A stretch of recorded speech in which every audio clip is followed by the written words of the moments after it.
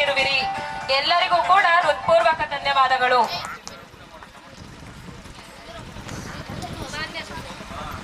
ಮಾನ್ಯ ಅಧ್ಯಕ್ಷರೇ, ಪ್ರೀತಿಯ ಗುರುಗಳೇ ಹಾಗೂ ಸಹಪಾಠಿಗಳೇ, ಇದುವರೆಗೆ ಈ ಕಾರ್ಯಕ್ರಮವು ಉತ್ತಮ ಅನುಭವ ಮತ್ತು ಸಂತೋಷ ನೀಡಿದೆ. ಈಗ ಈ ಕಾರ್ಯಕ್ರಮದ ಬಗ್ಗೆ ಹಾಗೂ ತಮ್ಮ ಮನದ ಮಾತುಗಳನ್ನು ಹಂಚಿಕೊಳ್ಳಲು ನಮ್ಮ ಸಹಪಾಠಿಗಳು ಸಿದ್ಧರಾಗಿದ್ದಾರೆ. ಮೊದಲನೆಯದಾಗಿ ಶ್ರೀ ರಾಘು KS ಅವರನ್ನು ಆಹ್ವಾನಿಸುತ್ತೇನೆ. ನಮ್ಮ ಕರೆಗೆ ಮತ್ತು ನಾವು ಸ್ವಾಗತ ಮಾಡಿದ್ದಕ್ಕೆ ಬಂದಿರುವಂತ ಪ್ರೀತಿಯಿಂದ ಎಲ್ಲ ನಮ್ಮ ಗುರುಗಳಿಗೂ ನನ್ನ ಹೃತ್ಪೂರ್ವಕವಾದ ವಂದನೆಗಳು. ಅವಾಗಲೇ ಹೇಳಿದ್ರು ನಮ್ಮ MDC ಸರ್ ಅವರು, ಓದ್ದವರೆಲ್ಲ ಇಂಜಿನಿಯರ್ ಆಗಲ್ಲ, ಓದ್ದವರೆಲ್ಲ ಡಾಕ್ಟರ್ ಆಗಲ್ಲ. ಆದರೆ ಅವ್ರು ಕಲಿಸಿರೋ ಪಾಠ ಬರೀ ವಿದ್ಯೆಗಲ್ಲ, ಬುದ್ಧಿ ಎಲ್ಲನೂ ಕಲಿಸಿದೆ. ಅದರಿಂದ ಒಳ್ಳೆ ರೀತಿ ಬದುಕೋದು ಒಂದು ಒಳ್ಳೆ ಬುದ್ಧಿನೇ ಅಂತ ನಾವು ತಿಳ್ಕೊಂಡಿದ್ದೀವಿ. ನಮ್ಮ MDC ಸರ್ ಬಗ್ಗೆ ಹೇಳಬೇಕು ಅಂದರೆ, ಅವರು ಯಾರಿಗೂ ಜಾಸ್ತಿ ಹೊಡಿತಿರ್ಲಿಲ್ಲ. ಅವ್ರು ಹೊಡಿತಿದ್ದೇ ಕಡಿಮೆ ಆದ್ರೆ ಒಂದೇ ಸಲ ಹೊಡಿತಿದ್ದು. ನಮ್ಮ ಯಶವಂತ್ ಅವ್ರು ಒಂದ್ಸಲ ಹೊಡೆದಿದ್ರು. ಅವರು 8th ಹೊಡೆದಿದ್ದು, ಮತ್ತೆ SLC ವರ್ಗೂ ಅವನು ಅದೇನೇ ತಿಂದಿರ್ಲಿಲ್ಲ.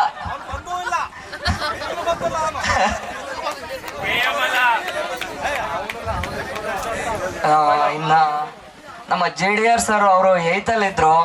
ಅವ್ರಿಗೆ ಕೊಡ್ತಾ ಇದ್ದಿದ್ದು 40 ನಿಮಿಷದಲ್ಲಿ ಪಾಠ ಮಾಡಿ, ನೋಟ್ಸ್ ಬರ್ಸಿ, ಮತ್ತೆ ಕ್ವಶನ್ಸ್ ಕೇಳಿ ಎಲ್ಲಾರ್ಗೂ ಟ್ರೀಟ್ಮೆಂಟ್ ಕೊಟ್ಟೆ ಹೋಯ್ತಿದ್ದು.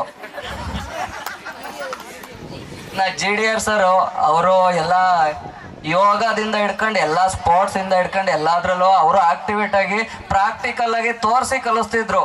ಎಲ್ಲಾರ ತರ ನಿಂತ್ಕೊಂಡು ಹೇಳ್ಬಿಟ್ಟು ಸ್ಪೋರ್ಟ್ಸ್ ಆಡಿಸ್ತಿರ್ಲಿಲ್ಲ.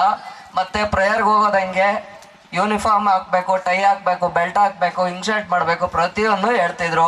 ಮತ್ತೆ ಸ್ಪೋರ್ಟ್ಸ್ ಅಲ್ಲಿ ಇರ್ಲಿ ಇಲ್ಲದೆ ಇರ್ಲಿ ಎಲ್ಲಾರನ್ನೂ ರನ್ನಿಂಗ್ ಮಾಡಿಸ್ತಿದ್ರು. ಆದ್ರೆ ಇವಾಗ ಸ್ಪೋರ್ಟ್ಸ್ ಅನ್ನೋದು ಕಳೆದೋಗಿದೆ. ಕೆಂಬಾಳು ಶಾಲೆ ಹೆಸರಿದ್ದಿದ್ದೆ ಸ್ಪೋರ್ಟ್ಸು, ಇವಾಗ ಅದಿಲ್ಲ. ಮಕ್ಕಳು ಇಲ್ಲ, ಸ್ಪೋರ್ಟ್ಸು ಇಲ್ಲ, ಅದೇನೋ ಅದು ಗೊತ್ತಿಲ್ಲ.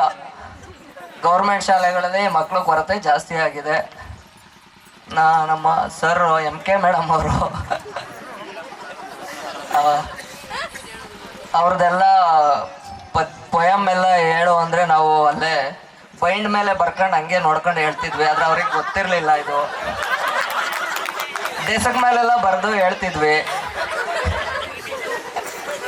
ಅದನ್ನೆಲ್ಲ ಗಮನಿಸಿರ್ಲಿಲ್ಲ ಅವರು.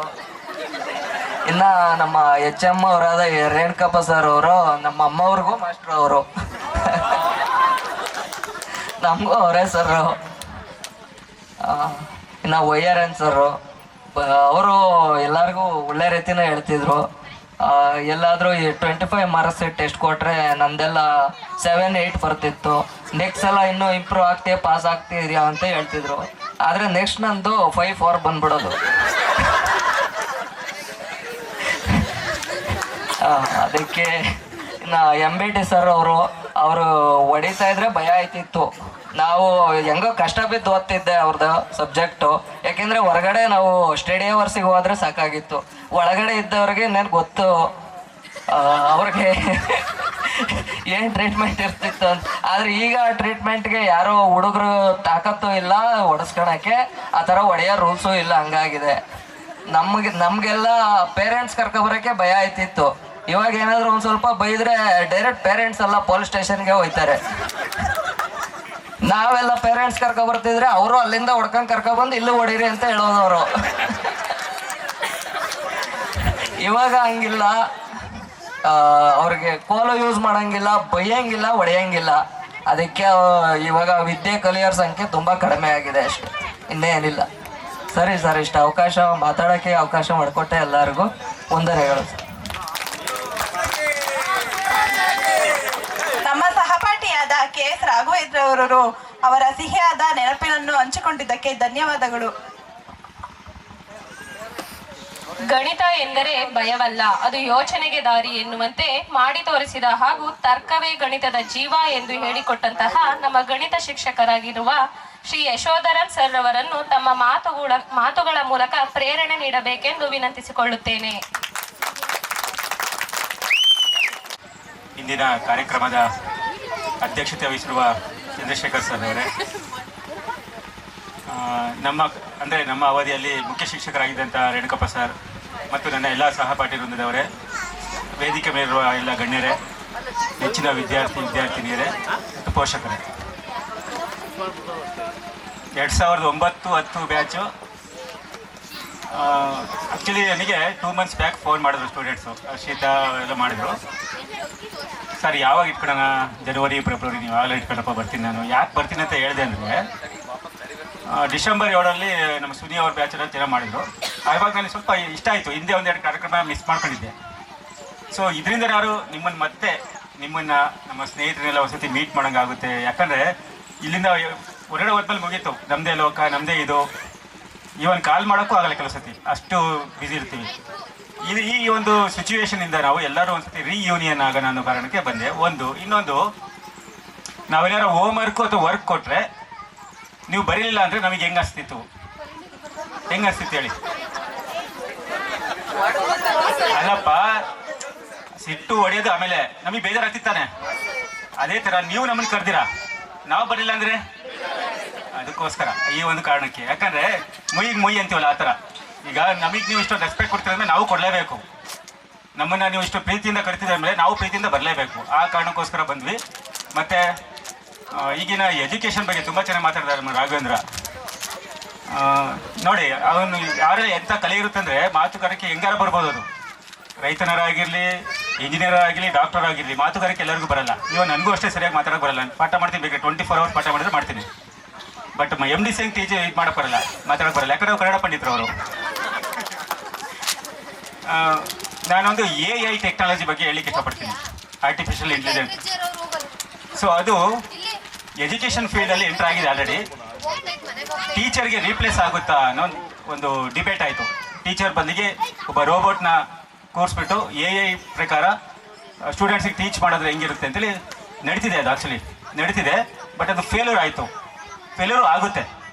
ಯಾಕೆ ಅಂತ ಹೇಳ್ತೀನಿ ಅಂದರೆ, ನೀವು ಏನೇ ರಿಸೋರ್ಸ್ ಕೊಡಿ, ಮತ್ತೊಂದು ಕೊಡಿ, ಲೈವ್ ಕ್ಲಾಸ್ ಅಂದರೆ ನಾವು ಟೀಚರ್ಸ್ಗಳು ಜೀವಂತ ವ್ಯಕ್ತಿಗಳ ಜೊತೆ ನಾವು ಒಡನಾಟ ಇಟ್ಕೊಂಡಿರೋರು.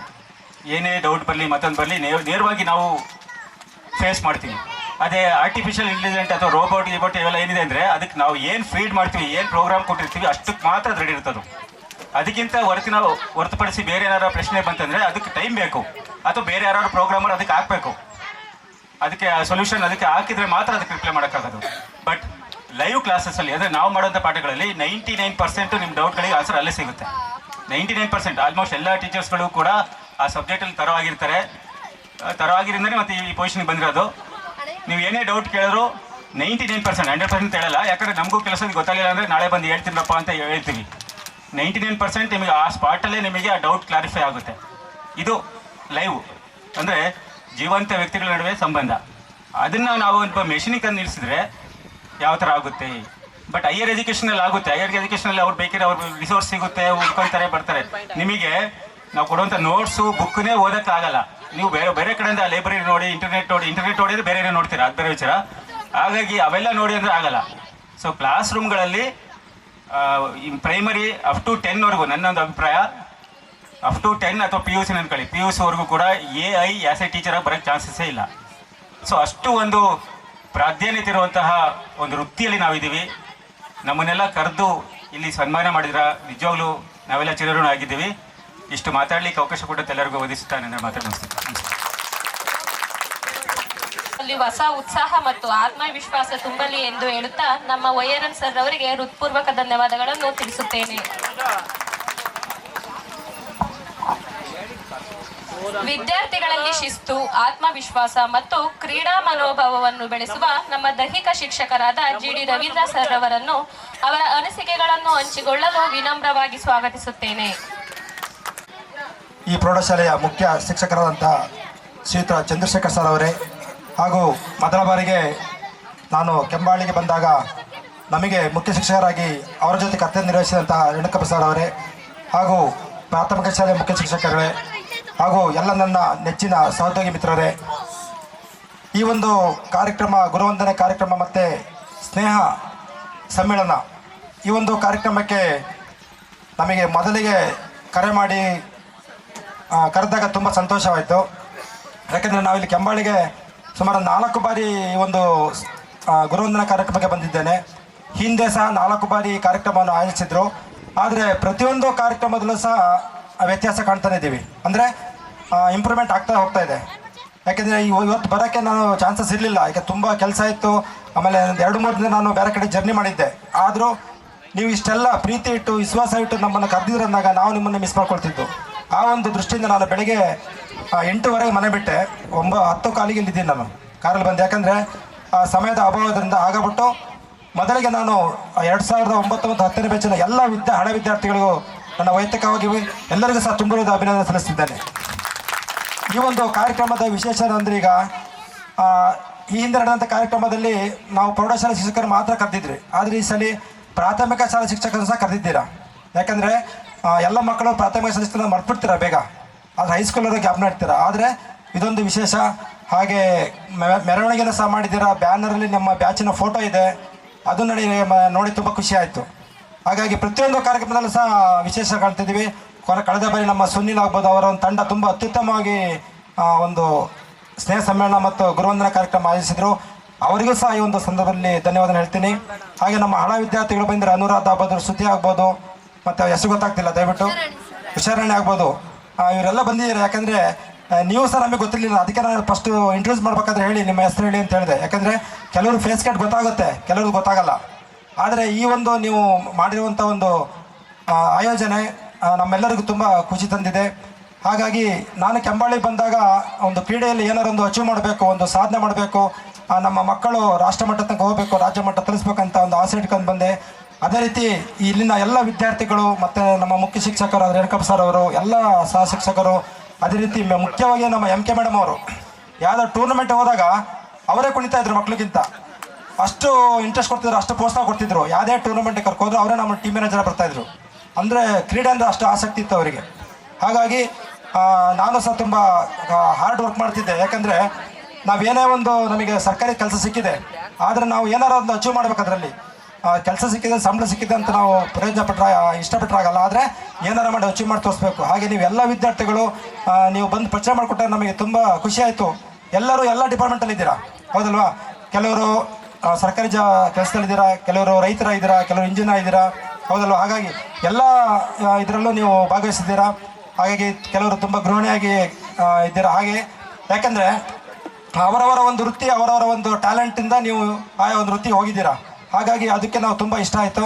ಹಾಗೆ ಇಲ್ಲಿ ನಾವು ಹೇಳ್ಬೇಕಂದ್ರೆ KP ಸುನಿಲ್ ಅವರಿಗೆ ರಾಜ್ಯ ಮಟ್ಟದಲ್ಲಿ ಅವನಿಗೆ ರಾಜ್ಯ ಮಟ್ಟ ಹೋಗೋ ಸಮಯದಲ್ಲಿ ಅವನು ಕಬಡ್ಡಿ ಜಾತ್ರೆ ಹೋಗಿದ್ದ ಇಲ್ಲಿಂದ ಸೈಕಲ್ ಹೊಡ್ಕೊಂಡು. ಅದರಲ್ಲಿ ತುಂಬ ಬೇಜಾರಾಯಿತು. ಯಾಕಂದರೆ ಅವನು ರಾಷ್ಟ್ರ ಮಟ್ಟ ಹೋಗುವಂಥ ಪ್ಲೇಯರು. ಆ ರಾಜ್ಯ ಮಟ್ಟದಲ್ಲಿ ಅವನು ಯಾಕೆ ಅವನಿಗೆ ಕಬಡ್ಡಿ ಸುಮಾರು ಸೈಕಲ್ ಬಂದಾಗ ಅವನಿಗೆ ಬಂದು 2-3 ದಿನ, ಒಂದು ವಾರದಲ್ಲಿ 10 ದಿನದಲ್ಲಿ ಟೂರ್ನಮೆಂಟ್ ಇತ್ತು ರಾಜ್ಯ ಮಟ್ಟದಲ್ಲಿ. ಅವನಿಗೆ ಜ್ವರ ಬಂದುಬಿಡ್ತು. ಜ್ವರ ಬಂದಾಗ ಅವನು ಅಚೀವ್ ಮಾಡೋಕ್ಕಾಗಲಿಲ್ಲ. Long jump, high jump, triple jump ಡಿಸ್ಟಿಕಲ್ಲಿ ಫಸ್ಟ್ ಇದ್ದ. ಹಾಗಾಗಿ ಈ ರೀತಿ ಹಲವಾರು ಆಯುಧಗಳು ನೋಡಿದ್ದೀವಿ. ಅದೇ ರೀತಿ ಅನುರಾಧ ಖೋಖೋ ಪ್ಲೇಯರು, ಅವಳಿಗೆ ಸಹ ಒಂದು ಪೋಲ್ಡೆ ಹೊಡಿಬೇಕಾದ್ರೆ ಹಲ್ಲು ಡ್ಯಾಮೇಜ್ ಆಗಿತ್ತು. ಆ ಡ್ಯಾಮೇಜ್ ಆದರೂ ಅವಳು ಆಡಲಿಲ್ಲ, ಸರ್ ನಾನು ಆಡ್ತೀನಿ ಅಂತ. ಆ ಥರ ಮಕ್ಕಳಿದ್ರು ನಮಗೆ. ಅದೇ ರೀತಿ ನಾಗರತ್ನ ಅಂತ ಕಕ್ಕೇಹಳ್ಳಿ, ಅವರು ಸಹ ಇದರಲ್ಲಿ ದಿಡ್ಗದಲ್ಲಿ ಅಂತ ಕಾಣುತ್ತೆ. ಟೂರ್ನಮೆಂಟ್ ಓಡಬೇಕಾದ್ರೆ ಕೆಳಗಡೆ ಬಿದ್ದು ಕೆಲವರು ಅವಳು ಎದೆಯನ್ನು ತುಣಿದ್ರು. ಅಂದರೆ ಅವ್ರ ಬಾಡಿ ಮೇಲೆ ಕಾಲಿಟ್ಬಿಟ್ಟು ಓಡಿದ್ರು. ಆದರೆ ಅವಳು ಎದ್ದುಬಿಟ್ಟು ಫಸ್ಟ್ ಬಂದು ಅಷ್ಟು ಅಚೀವ್ಮೆಂಟ್ ಮಾಡಿದ್ದಾರೆ ಮಕ್ಕಳು. ಯಾಕಂದರೆ ಈ ಒಂದು ಅಚೀವ್ಮೆಂಟ್ ಕಾರಣ ಮಕ್ಕಳಾಗ್ಬೋದು ಮತ್ತು ಇಲ್ಲಿನ ಎಲ್ಲ ಸುತ್ತಮುತ್ತಲಿನ ಗ್ರಾಮಸ್ಥರು ತುಂಬ ಸಹಕಾರ ನೀಡಿದ್ದಾರೆ. ಪೇರೆಂಟ್ಸ್ ತುಂಬ ಸಹಕಾರ ನೀಡಿದ್ದಾರೆ. ನಾವೇನೇ ಒಂದು ಕಾರ್ಯಕ್ರಮ ಮಾಡಬೇಕಾದ್ರೆ ಪೋಷಕರು ನಮಗೆ ಇಂಪಾರ್ಟೆಂಟು. ವಿದ್ಯಾರ್ಥಿಗಳು, ಪೋಷಕರು ಮತ್ತು ಶಿಕ್ಷಕರು 3 ಜನ ಪಾತ್ರ ವಹಿಸ್ತಾರೆ. ಆದರೆ ಇಲ್ಲಿನ ಪೋಷಕರು ನಮಗೆ ಎಲ್ಲ ರೀತಿಯ ಸಪೋರ್ಟ್ ಕೊಡ್ತಾಯಿದ್ರು. ಅದೇ ರೀತಿ ನಮ್ಮ ಊರಿನ ಗ್ರಾಮಸ್ಥರಾದಂಥ ಮಂಜಣ್ಣ ಆಗ್ಬೋದು, ಜೀಪ್ ಮಂಜಣ್ಣ ಆಗ್ಬೋದು, ನಂಜನಗೌಡರು ಆಗ್ಬೋದು, ಆಮೇಲೆ ಜೀಪು ಇದು ಟೆಂಪೋ ಕೃಷ್ಣಣ್ಣ ಆಗ್ಬೋದು, ಆಮೇಲೆ ಇನ್ನು ಹಲವಾರು ರೀತಿ ಎಲ್ಲರೂ, ನಮ್ಮ ಶಿವಣ್ಣರವರು ಮಾಜಿ ಅಧ್ಯಕ್ಷರು SDMC, ಅವರು ಸಹ ಎಲ್ಲ ಟೂರ್ನಮೆಂಟ್ ನಮ್ಮ ಜೊತೆನೇ ಬರ್ತಾಯಿದ್ರು. ತುಂಬ ಪ್ರೋತ್ಸಾಹ ನೀಡ್ತಿದ್ರು.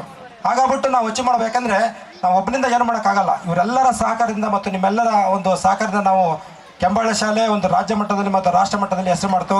ಅದೇ ರೀತಿ ರಂಜಿತಾ ಅಂತ ವಿದ್ಯಾರ್ಥಿನಿ ಮತ್ತು ಸುಪ್ರೀತಾ, ಅವರಿಬ್ಬರು ಸಹ ರಾಷ್ಟ್ರ ಮಟ್ಟದಲ್ಲಿ ಸ್ಥಾನ ಪಡೆದು, ಸುಪ್ರೀತಾ ಅವಳು ನ್ಯಾಷನಲ್ಸಲ್ಲಿ 10,000 ಮೀಟರ್ ಓಟದಲ್ಲಿ ದ್ವಿತೀಯ ಸ್ಥಾನವನ್ನು ಪಡೆದು ಬೆಳ್ಳಿ ಪದಕವನ್ನು ಪಡ್ಕೊಂಡ್ಳು. ಯಾಕಂದರೆ ಹಾಸನ ಡಿಸ್ಟಿಕಲ್ಲಿ ಇದುವರೆಗೂ ಅಂತ ನಮ್ಮ ರಾಜ್ಯದಲ್ಲೂ ಸಹ ಅಥ್ಲೆಟಿಕ್ಸ್ ವಿಭಾಗದಲ್ಲಿ ಇದುವರೆಗೂ ಯಾವುದೇ ಪ್ಲೇಸ್ ಮಾಡಿಲ್ಲ. ನಾ ಕಂಡಾಗೆ ನಮ್ಮ ಕೆಂಬಾಳೆ ಶಾಲೆನೇ ಮೊದಲ ಬಾರಿಗೆ ರಾಷ್ಟ್ರ ಮಟ್ಟದಲ್ಲಿ ಸ್ಥಾನವನ್ನು ಪಡೆದುಕೊಂಡಿದ್ದು. ಅದು ನನಗೆ ತುಂಬ ಹೆಮ್ಮೆ ಆಗ್ತಿದೆ. ನನಗೆ ಹಾಸನ ಡಿಸ್ಟಿಕಲ್ಲಿ ಎಲ್ಲರೂ ಸಹ ನನ್ನ ಗುರುತಿಸ್ತಾರೆ, ಹೌದಲ್ವಾ? ನೀವು ಅಚೀವ್ ಮಾಡಿರಲ್ಲ ಅಂತ ನನಗೆ ಅದೊಂದು ಹೆಮ್ಮೆ. ಯಾಕಂದರೆ ಇಲ್ಲಿಯ ಮಕ್ಕಳು ಅಷ್ಟು ಸಾಧನೆ ಮಾಡಿದ್ದಾರೆ. ಹಾಗಾಗಿ ನಾನು ಈ ಶಿಕ್ಷಕರ ಶಾಲೆಗೆ ಬರಬೇಕಾದ್ರೆ ನಮ್ಮದು ಎಲ್ಲ ಮುಗಿದೋಗಿತ್ತು ಪ್ರಾಕ್ಟೀಸು. ಈಗ ಹೇಳಿದ್ರು ಕೆಲವರು, ಯಾಕಂದರೆ ನಾವು ನಿಮ್ಮಲ್ಲಿ ಶಿಸ್ತು ಮತ್ತು ಒಂದು ಸಂಯಮ ಒಂದು ಬೆಳೆಸಿದಾಗ ಈಗ ನೀವು ಒಂದೇ ಒಂದು ಲೆವೆಲ್ ಇದ್ದೀರಾ, ಹೌದಲ್ವಾ? ನಾವು ನಿಮಗೆ ಸರಿಯಾದ ಮಾರ್ಗದರ್ಶನ ನೀಡಲಿಲ್ಲ ಅಂದರೆ ಈ ಲೆವೆಲ್ ನೀವು ಬರ್ತಾ ಇರಲಿಲ್ಲ, ಹೌದಲ್ವಾ? ಒಬ್ಬರಿಬ್ಬರು ಸಮಸ್ಯೆ ಇದ್ದೇ ಇರುತ್ತೆ, ಏನು ಮಾಡೋಕ್ಕಾಗಲ್ಲ, ಅದನ್ನ ಏನು ಮಾಡೋಕ್ಕಾಗಲ್ಲ. ಆದರೆ 90 ಭಾಗ ನೀವು ಪ್ರೆಸೆಂಟ್ ಇದ್ದೀರಾ, ಕೆಲವರು ಬರಲಿಲ್ಲ. ಆದರೆ ನಮಗೆ ತುಂಬ ಖುಷಿ ಆಗ್ತಿದೆ. ಯಾಕೆಂದರೆ ನಾವು ನಮ್ಮ ಕರ್ತವ್ಯ ಮಾಡಿದ್ದೇವೆ, ನೀವು ಸಹ ನಿಮ್ಮಲ್ಲಿ ಕರ್ತವ್ಯನ ನೀವು ಮಾಡಿದ್ದೀರಾ, ಹೌದಲ್ವಾ? ನಾನು ಹೇಳೋದಿಷ್ಟೇ ಒಂದು, ಯಾಕಂದರೆ ನಾವು ಹೇಗೋ ಹುಟ್ಟಿದ್ದೀವಿ, ಈಗ ಸಾವಂತೂ ಖಚಿತ. ಇರುವಾಗ ನಾವು ಏನಾದ್ರು ಒಳ್ಳೇದು ಮಾಡುವ, ಹೌದಲ್ವಾ? ಬೇರೆಯವರಿಗೆ ತೊಂದರೆ ಕೊಡೋದು ಬೇಡ. ಇರುವಂಥ ಒಂದು ನಮ್ಮ ಸುತ್ತಮುತ್ತ ಜನ ಆಗ್ಬೋದು, ಯಾರಿಗೆ ನಮಗೆ ಹೆಲ್ಪ್ ಮಾಡುವ, ಹೆಲ್ಪ್ ಒಂದು ನ್ಯಾಚರ್ನ ಬೆಳೆಸ್ಕೊಳ್ಳಿ. ಆಮೇಲೆ ಈಗ ನಮಗೆ ಇಲ್ಲಿ ಕರೆದುಬಿಟ್ಟು ಒಂದು ಸನ್ಮಾನ ಮಾಡಿದ್ದೀರಾ, ನಿಮ್ಮೆಲ್ಲರೂ ಸಹ ನಾವು ಚಿರಣಿಯಾಗಿರ್ತೀವಿ. ಹಾಗಾಗಿ ಇನ್ನು ಮುಂದೆ ಏನೇ ಒಂದು ಕಾರ್ಯಕ್ರಮ ಮಾಡ್ಬೇಕಾದ್ರೆ ಸ್ವಲ್ಪ ಗ್ಯಾಪ್ ಇದ್ರೆ ಒಳ್ಳೇದು. ಯಾಕಂದರೆ ನಾವು ಸಡನ್ ಬರೋಕ್ಕಾಗಲ್ಲ, ಅದೇನೋ ಒಂಥರ ಇದಾಗುತ್ತೆ ನಮಗೆ, ಮತ್ತೆ ಬರಬೇಕಲ್ಲ ಅಂತ. ಹಾಗಾಗಿ ಏನೇ ಇರಲಿ, ನಿಮ್ಮ ಒಂದು ನಾವು ಇಲ್ಲಿಗೆ ಹಳಬರಾದರೂ ನೀವು ಇದು ನಿಮಗೆ ಹೊಸಬ್ರು ಅಂತ ಕಾಣುತ್ತೆ. ಯಾಕಂದರೆ ಫಸ್ಟ್ ಬ್ಯಾಚ್ ಇದು ನೀವು ಮಾಡ್ತಾ ಇರೋದು, ನಿಮಗೆ ಹೊಸದು ಥರ ಕಾಣ್ತಾ ಇದೆ. ಹಾಗಾಗಿ ನಿಮ್ಗೆಲ್ಲರೂ ಸಹ ನೀವು ಗ್ರೂಪ್ ಮಾಡಿ ತುಂಬ ಯಶಸ್ವಿಯಾಗಿ ಕಾರ್ಯಕ್ರಮವನ್ನು ಮಾಡಿದ್ದೀರಾ. ನಿಮ್ಮೆಲ್ಲರಿಗೂ ಮತ್ತೊಮ್ಮೆ ಅಭಿನಂದನೆ ಸಲ್ಲಿಸುತ್ತಾ, ಹಾಗೆ ಈ ಊರಿನ ಎಲ್ಲ ಜನಗಳಿಗೂ ಸುತ್ತಮುತ್ತ ಗ್ರಾಮಸ್ಥರಿಗೂ ಅಭಿನಂದನೆ ಸಲ್ಲಿಸುತ್ತಾ, ನನಗೆ ಮಾತನಾಡಲು ಅವಕಾಶ ಮಾಡ್ತಾ ನಿಮಗೆ ವಂದಿಸ್ತಾ ನನ್ನ ಒಂದು ಅರ್ಧಕ್ಕಿಂತ ಮುಕ್ತಾಯಗೊಳ್ಳುತ್ತೇನೆ. ಜೈ ಹಿಂದ್, ಜೈ ಕರ್ನಾಟಕ. Thank you. ಮಾಡಬೇಕು ಅಂತಂದರೆ ನಾವು ಈ ಫಂಕ್ಷನ್ ಮಾಡಬೇಕು ಅಂತ ಅಂದ್ಕೊಂಡಿದ್ದು 2018 ಮತ್ತು 2019ರಲ್ಲಿ. ಕಾರಣಾಂತರಗಳಿಂದ ಆ ವರ್ಷ ಅದನ್ನು ಮಾಡಲಿಕ್ಕಾಗೋದಿಲ್ಲ. ಈಗ 2025ರಲ್ಲಿ ಲಾಸ್ಟ್ ಬ್ಯಾಚವ್ರು ಒಂದು ಈ ಫಂಕ್ಷನ್ ಮಾಡ್ತಾರೆ. ಅದು ಮಾಡಿದ್ಮೇಲೆ ನಮ್ಮ ಸ್ಟೂಡೆಂಟ್ಗಳ ಮನಸ್ಸಲ್ಲಿ ಒಂದು ಚಿಕ್ಕದ ಕಿಚ್ಚು ಹೊತ್ಕೊಡುತ್ತೆ. ನಾವು ಫಸ್ಟ್ ಪ್ಲಾನ್ ಮಾಡಿದ್ದು, ಇವ್ರು ಯಾರೋ ಬಂದು ಎಕ್ಸಿಕ್ಯೂಟ್ ಮಾಡಿದ್ದಾರೆ, ಅದನ್ನು ನಾವು ಯಾಕೆ ಮತ್ತೆ ಕಂಟಿನ್ಯೂ ಮಾಡಬಾರ್ದು ಅಂತ. ಸೊ ಮತ್ತೆ ಶುರು ಮಾಡ್ತೀವಿ, ಒಂದು ಬ್ಯಾಚ್ ಮಾಡ್ತೀವಿ, ಒಂದು 55 ಜನ ಸೇರ್ಕೊಳ್ತೀವಿ. ಸ್ಟಾರ್ಟಿಂಗಲ್ಲಿ ಅದೇನು ಹುಮ್ಮಸ್ ಕೇಳ್ತೀರಾ, ಅಯ್ಯೋ ನಮ್ಗೆ ಶಾಕ್ ಆಗೋಯ್ತು. ಯಪ್ಪ, ಇಷ್ಟೊಂದು ಜನ ಬಂದು ಹೆಂಗಪ್ಪ ಮಾಡೋದು, ಇಷ್ಟು ಟೀಚರ್ಸ್ ಈ ರೀತಿ ಹಿಂಗೆ ವೆಲ್ಕಮ್ ಮಾಡಿ ಹಿಂಗೆ ಅದ್ದೂರಿಯಾಗಿ ಮಾಡಬೇಕು ಅಂತ ಅನ್ಕೋತಾ ಇದ್ದಾರೆ, ಹೆಂಗೆ ಮಾಡೋದು, ಯಾವ ಮಟ್ಟಕ್ಕೆ ಆಗ್ಬೋದು ಅಂತ ಅಂದ್ಕೊಂಡ್ವಿ. ಕೊನೆಗೆ ನಡೀತಾ ಅನ್ನಿಸ್ತು, ಅದು ಹೇಳ್ಬಾರ್ದು. ಆಮೇಲೆ ತುಂಬ ಜನ ನಮ್ಮ ಸ್ಟೂಡೆಂಟ್ಸ್ಗಳು ಈ ಫಂಕ್ಷನ್ ಮಾಡೋದಕ್ಕೆ ತುಂಬ ಹೆಲ್ಪ್ ಮಾಡಿದ್ದಾರೆ. ಸೊ ಒಂದು ಮೇಜರಾಗಿ ಹಣಕಾಸಿಂದಾಗಿರ್ಬೋದು, ಮತ್ತು ಕೆಲವರು ಪ್ರತಿಯೊಂದು ಕೆಲಸ ಏನೇ ಹೇಳಿದ್ರು ಕೂಡ ಅದನ್ನು ವಹಿಸ್ಕೊಂಡು ಆನ್ ಟೈಮ್ಗೆ ಅವರೇ ಜವಾಬ್ದಾರಿ ತಗೊಂಡು ತುಂಬ ಜನ ಮಾಡಿದ್ದಾರೆ. ಹೆಸರು ಹೇಳೋಕ್ಕೆ ಇಷ್ಟಪಡಲ್ಲ. ಸೊ ಪ್ರತ್ಯಕ್ಷವಾಗಿ ಪರೋಕ್ಷವಾಗಿ ಈ ಫಂಕ್ಷನ್ ನೆರವೇರೋದಕ್ಕೆ ಅವರು ತುಂಬ ಸಹಾಯ ಮಾಡಿರ್ತಾರೆ. ಫಸ್ಟ್ ಅವರಿಗೆ ಥ್ಯಾಂಕ್ಸ್ ಹೇಳ್ತಾ, ನೆಕ್ಸ್ಟು ನಮ್ಮ ಶಾಲಾ ದಿನಗಳ ನಮ್ಮ ಕ್ಷಣಗಳನ್ನು ನೆನಪಿಸ್ಕೊಳ್ತೀವಿ. ನಾವು ಶಿಕ್ಷಕರುಗಳಿಗೆ ತುಂಬ ಅಚ್ಚುಮೆಚ್ಚು. ನಮ್ಮ ಶಿಕ್ಷಣ ನೋಡಿದ್ರೆ ಪದಗಳು ಬಣ್ಸಕ್ಕೆ ಸಾಧ್ಯ ಇಲ್ಲ. ಫಸ್ಟು ನಮ್ಮ ಬ್ಯಾಚ್ ಬಗ್ಗೆ ಗೊತ್ತಿಲ್ಲದೇ MK ಮೇಡಮ್ ಅವರು ನಮಗೆ ಕ್ಲಾಸ್ ಟೀಚರ್ ಆಗ್ತಾರೆ. ತುಂಬ ಚೆನ್ನಾಗಿರುತ್ತೆ ಬ್ಯಾಚು, ಹೊಸ ಹುಡುಗರು ಫುಲ್ಲು ಜೋಶಲ್ಲಿ ಇರ್ತಾರೆ, ಹೈಸ್ಕೂಲ್ ಮಟ್ಟದಲ್ಲಿ ಬಂದಿರ್ತಾರೆ ಅಂತ. ಒಂದು ವರ್ಷ ನೋಡಿದ್ಮೇಲೆ ವ್ಯಾಲೆಂಟಿಯರ್ MK ಮೇಡಮ್ ಬಂದು ಹೇಳ್ತಾರೆ, ಈ ಬ್ಯಾಚ್ ಸಹವಾಸ ಸಾಕಪ್ಪ, ನಮಗೆ ಯಾರಾದ್ರೂ ಬೇರೆ ವಹಿಸ್ಕೊಡ್ರಪ್ಪ ಅಂತ ಹೇಳ್ತಾರೆ. ಖಂಡಿತ ಮಗ. ಅದಾದ್ಮೇಲೆ MBD ಸರ್ ಬರ್ತಾರೆ 2009ರಲ್ಲಿ. MK ಮೇಡಮ್ ಅವರು ಪಾಪ ಅವ್ರ ಕೈಲಿ ಆಗಿಲ್ಲ, ನಾನು ಇದನ್ನ ಮಾಡ್ತೀವಿ ಅಂತ ಬರ್ತಾರೆ. MBD ಸರ್ ಬೇಸಿಕ್ಲಿ ಉತ್ತರ ಕರ್ನಾಟಕದವ್ರು ಆಗಿದ್ರಿಂದ ಅವ್ರ ಮಾತುಗಳು ನಮಗೆ ಅಷ್ಟು ಈಸಿಯಾಗಿ ಆ ಶಾಲಾ ದಿನಗಳಲ್ಲಿ ನಮಗೆ ಗ್ರಹಿಕೆ ಆಗ್ತಿರ್ಲಿಲ್ಲ. ಅವ್ರು ಏನೋ ಒಂದು ಹೇಳಿದ್ರೆ ನಾವೇನೋ ಒಂದು ಅರ್ಥ ಮಾಡ್ಕೋತಿದ್ವಿ. ಅದರಲ್ಲಿ ಇಂಗ್ಲೀಷು ಕೇಳಬೇಕಾ, ನ್ಯಾಷನಲ್ಲು, ಮಲ್ಟಿನ್ಯಾಷನಲ್ಲು, ಇಂಟರ್ನ್ಯಾಷನಲ್ಲು, ಅದರಲ್ಲಂತೂ ನಾವು ಓದಿದ್ವಿ. ಅವರು ಸೇಮ್ ಅದೇ ಹೇಳ್ತಾರೆ. ಅವ್ರು ಹೋಗಿ HMಗೆ ಕಂಪ್ಲೇಂಟ್ ಮಾಡ್ತಾರೆ, ನನ್ನ ಕೈಲಾಗಲ್ಲ ಈ ಬ್ಯಾಚ್ ಅಂತ. ಫೈನಲಿ 10th ವೈಯರನ್ ಸರ್ ಬರ್ತಾರೆ ಜೋಶಲ್ಲಿ, ಇವ್ರಿಗೆ ನಾನು ಕಠಿಣ ಶಿಕ್ಷೆನಾದ್ರೂ ಕೊಟ್ಟು ಇವ್ರನ್ನ ಪಳಗಿಸ್ತೀನಿ ಅಂತ.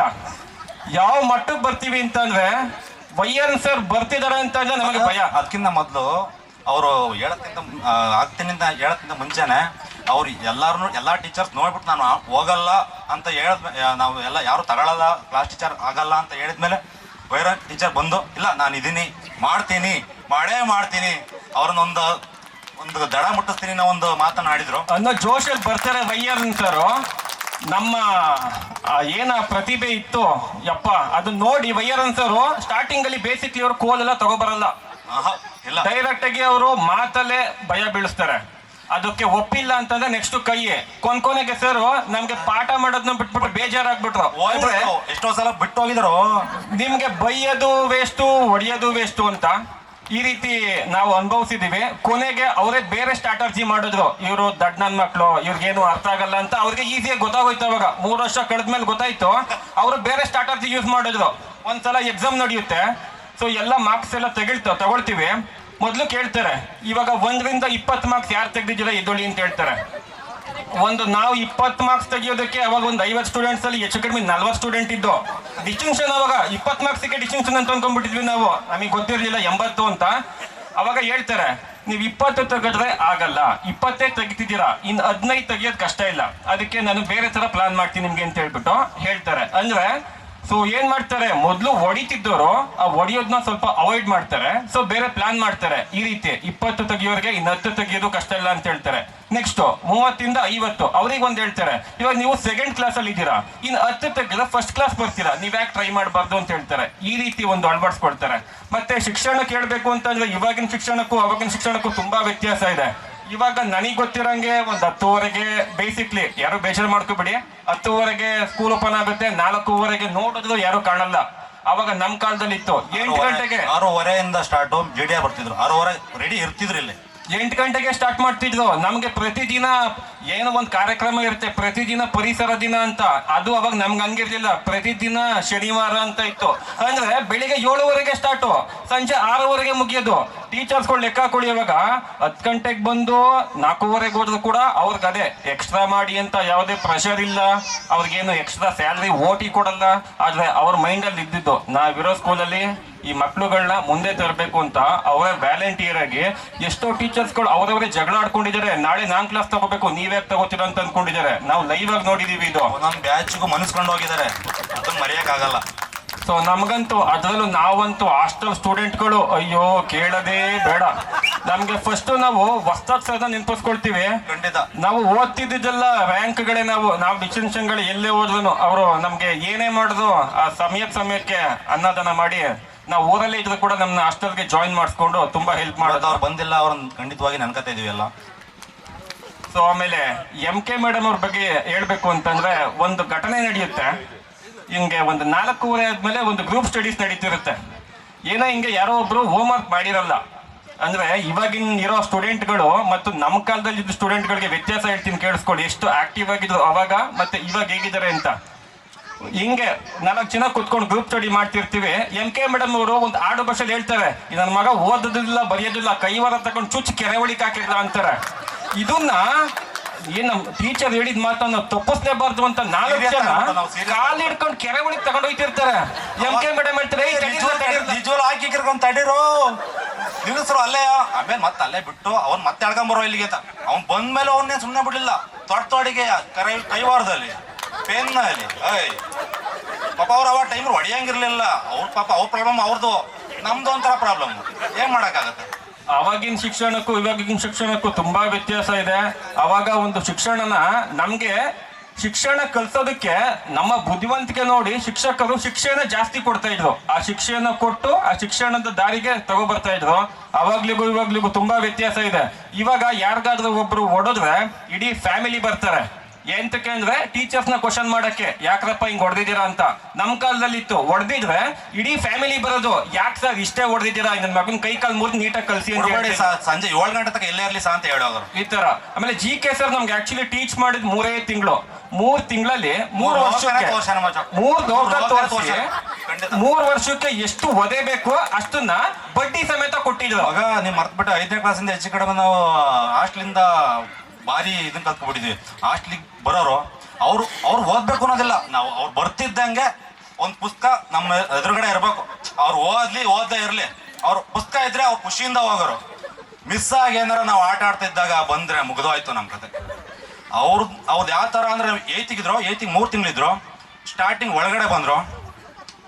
ನಾವು ಅವತ್ತು ಕಲರ್ ಡ್ರೆಸ್ಸು ಬುಧವಾರ ಬಂದ್ರು. ಒಳಗಡೆ ಎಲ್ಲ ಸ್ಟೂಡೆಂಟ್ ಒಳಗಡೆ ಇದ್ರು.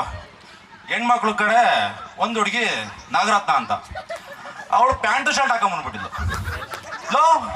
ರಾಜ್ಕುಮಾರ ಇದ್ದಾಳ ಯಾಕೆ ಅದೊಂದು ಫೇವ್ರೇಟ್ ರಾಜ್ಕುಮಾರ ಗೆಟಪ್ ರಾಜ್ಕುಮಾರ ಎದೇಳೋ ಯಾಕೆ ನಾವು ಯಾರಲ್ಲ ಮಗ, ಈ ಕಡೆ ಹುಡುಗ ಕೂತಿರನಲ್ಲ, ಈ ಕಡೆ ತಿರುಗಿದ್ರೆ ಅವಳು ಕಣ್ಣೀರ ದಾರೆ ಗಳ ಗಳ ಗಳ ಗಳ ಗಳ ಅಂತ ಕೂತಾಳೆ. ನಾವು ಅಲ್ಲ ಕಣೋ, ನೀನು ಇಲ್ಲೇ ಕೂತಿದ್ಯಾ, ನೀನು ಈ ಕಡೆ ಬಂದು ಕೂತ್ಕೊಳ್ಳೋ. ಆಮೇಲೆ ಅದೇ ಟೈಮಿಗೆ ಅವಳಿಗೆ ಆಚಾರಕ್ಕೆ ಅವಳು ತಂಗಿ ಬಂದು, ನಮ್ಮ ಅಕ್ಕಂದ ಇದು, ಅಣ್ಣ ಅಣ್ಣ ಅಣ್ಣ, ಅಕ್ಕ ಅಲ್ಲ ಕಣೆ ಅಣ್ಣ ಅಂತ ಹೇಳು. ಅಲ್ಲ ಸರ್ ಅಕ್ಕ ಅಲ್ಲ ಅಣ್ಣ ಅಂತ ಹೇಳೆ ಅಂತ. ಅದು ಆದ ಇಷ್ಟೊಂದು ಮಟ್ಟಿಗೆ ಹೋಯ್ತು ಅಂದ್ರೆ ಅದೊಂದು ನೆನಪು ಮತ್ತೆ ಮರೆಯೋಕ್ಕಾಗ್ತಿಲ್ಲ. ಆ ಥರ ಒಂದು ಇದು. ಮತ್ತು ಒಬ್ಬೊಬ್ರದ್ದು ಒಂದು ಹೇಳಕ್ಕೆ ಹೋದ್ರೆ, ಇಲ್ಲಿ ನಮ್ಮ ವೆಂಕಪ್ಪ ಸರ್ ಇದ್ದಾರೆ, ಅವ್ರು ಬಂದಿದ್ದು ವರ್ಷಕ್ಕೆ 2 ಸಲ ನಮಗೆ ಹೆಚ್ಚು ಕಡಿಮೆ ಬಂದಿದ್ದು. ಅವ್ರೇನು ಜಾಸ್ತಿ ದಿವಸ ಬರಲಿಲ್ಲ. ಬಂದಿದ್ದು 2 ಡೈಲಾಗ್ ಅಂದರೆ, ಸ್ಟಾರ್ಟಿಂಗ್ ಬಂದರು ಒಳಗಡೆ ಸ್ಟೈಲಾಗೆ, ಏನಪ್ಪ ಹೆಂಗಿದ್ದೀರಾ, ಮೈ ಮೇಲೆ ಚೆನ್ನಾಗಿ ಬರುತ್ತಾ ಅಂತ ಕೇಳಿದ್ರು. ಎಲ್ಲ ದೊಡ್ಡದಾಗ ಬರುತ್ತೆ ಅಂದರು. ನಾವು ಇದ್ಕಿದ್ದಂಗೆ ರಾಘವನ್ ಕರೆದ್ರು, ನೀ ಸುಶೀಲಿ ಮಗ ಅಲ್ವಲ್ಲ, ಬಾರ್ಲ ಇಲ್ಲಿ ಬಾಯ್ಲಿ ಅಂತ ಕರೆದ್ರು. ಇವ್ನು ದೊಡ್ಡದಾಗ ಕೈ ಎತ್ತಿ ಎಲ್ಲ ಏನು ದೊಡ್ಡದಾಗ ಎತ್ತ ನಾನೀಗ ಬರುತ್ತೇನಲ್ಲ ಲೆಕ್ಕಾಚಾರಕ್ಕೆ ಕರೆದ್ರು. ಬಂದ ಪಯಮ್ ಏನೋ ಬರ್ದ, ಎಲ್ಲ ಒಬ್ಬರು ರೌಂಡ್ ಹೊಡ್ಕೊ ಬಂದ್ರು. ಸೀದಾ ಏನ್ಲ ಇದು, ಇದಕ್ಕೇನಾರು ಮಾರ್ಕ್ಸ್ ಕೊಡ್ತಾರಲ್ಲ ಅಂತ ಜೋಬಾಳ ಕೈದ ಪಟ್ಟ ಕಡ್ದು ಬಳಿಗೆ ಕೇಳ್ರು.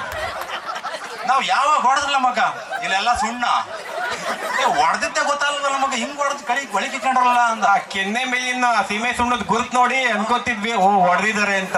ಲಾಸ್ಟಿಗೆ ಮಾರ್ಕ್ಸ್ ಕೇಳ್ದ, ನಿಂಗೆ ಎಷ್ಟು ಇದು ಏನು 3 ಮಾರ್ಕ್ಸ್ ಕೊಡ್ತಾರೆ ಅಂತ ಅನ್ಕೊಂಡಿದ್ದಿಲ್ಲ, ಅರ್ಧ ಕಳ್ಳ ಕೊಡೋದು ನಿಂಗಿದ, ಅರ್ಧದಲ್ಲಿ ಪಾಸ್ ಆತಿ ಅಂದ.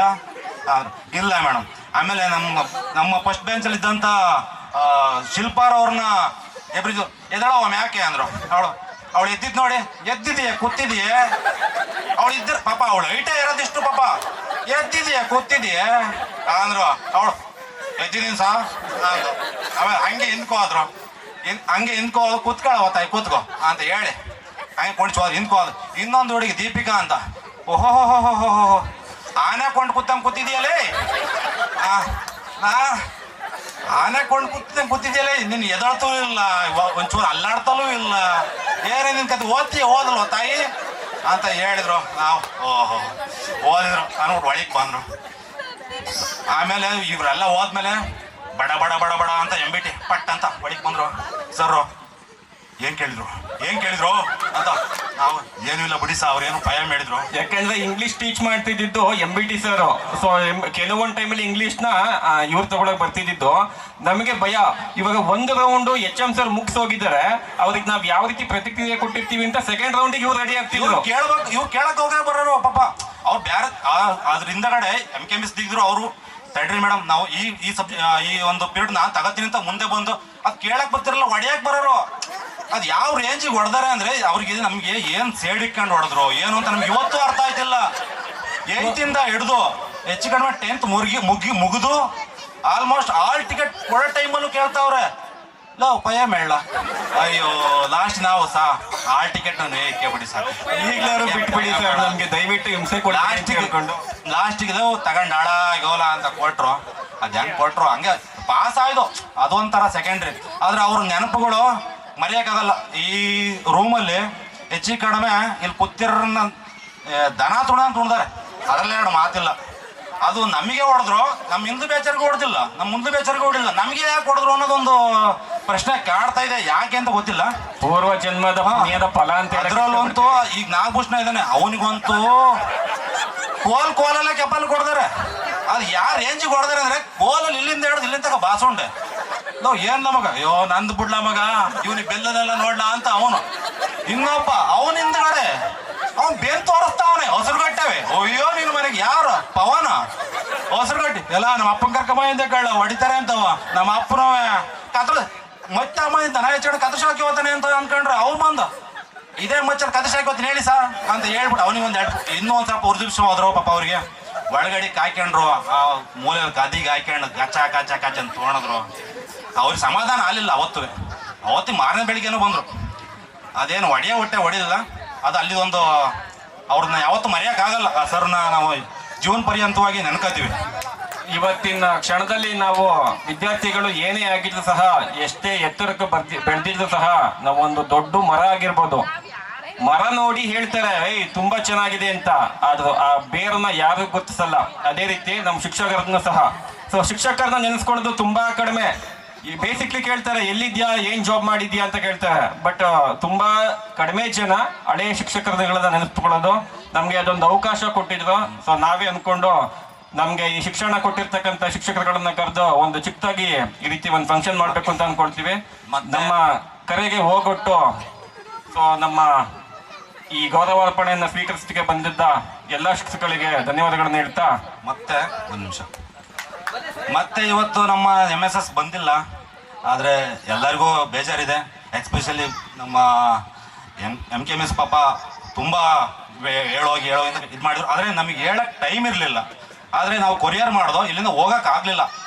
ಅವರಿಗೋಸ್ಕರ ನಮಗೆ ಭಾರಿ ಬೇಜಾರಾಯಿತು. ಆದರೆ ಅವ್ರು ಮರೆಯೋಕ್ಕಾಗಲ್ಲ. ಅವ್ರದ್ದು ಯಾವ ಥರ ಅಂದರೆ ಆ ಟೀಚರು ಬರೀ ₹2 ನಮ್ಮ ಜೀವನನೇ ಬರ್ಕೊಟ್ಟಿದ್ರು ಒಂದೇ ಒಂದು ಪೇಜಲ್ಲಿ, ಬರೀ ₹2.